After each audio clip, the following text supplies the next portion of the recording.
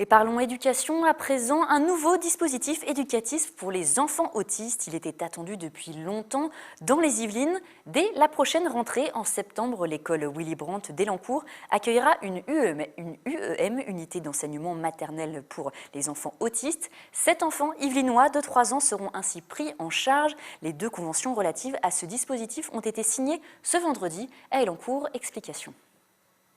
Dès septembre prochain, cette classe accueillera 7 nouveaux élèves. Des petits Yvelinois âgés de 3 ans et atteints d'autisme ou de troubles envahissants du développement. Cette unité d'enseignement maternel autisme appelée UEM est une première dans le département. Une enseignante spécialisée et expérimentée s'occupera de cette classe. J'attends cette ouverture depuis très longtemps.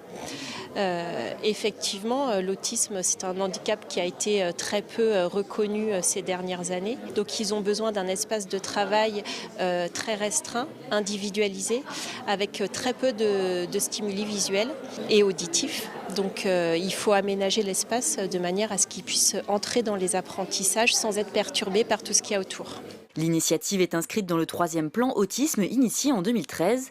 Les conventions relatives à cette création ont été signées vendredi 17 juin par le rectorat, l'association Autisme en Yvelines, la ville et l'agence régionale de santé qui encadrent ce dispositif. Ces enfants vont bénéficier à la fois d'une prise en charge par un enseignant, donc mise à disposition par l'éducation nationale, mais également par des personnels médico-sociaux, c'est-à-dire donc un temps de psychiatre, un temps de psychologue, 3 éducateurs, 3 équivalents temps plein d'éducateurs, un chef de service. L'appel à projet avait été lancé en fin d'année 2015. Le groupe scolaire Willy Brandt d'Elancourt a été choisi pour son espace et son investissement dans le numérique, reconnu pour faciliter l'accessibilité à l'apprentissage de ses enfants.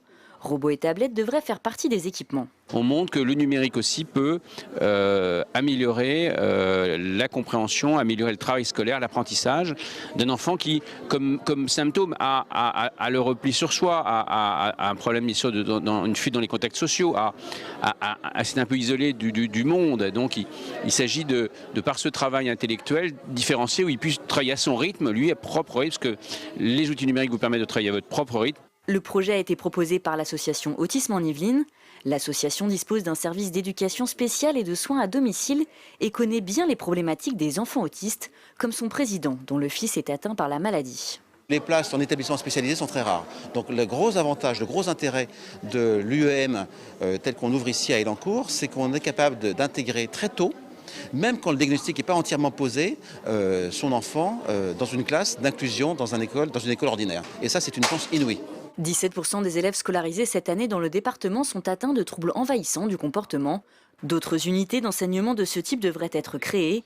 Une centaine d'enfants yvelinois sans solution de scolarisation attendent toujours d'être pris en charge.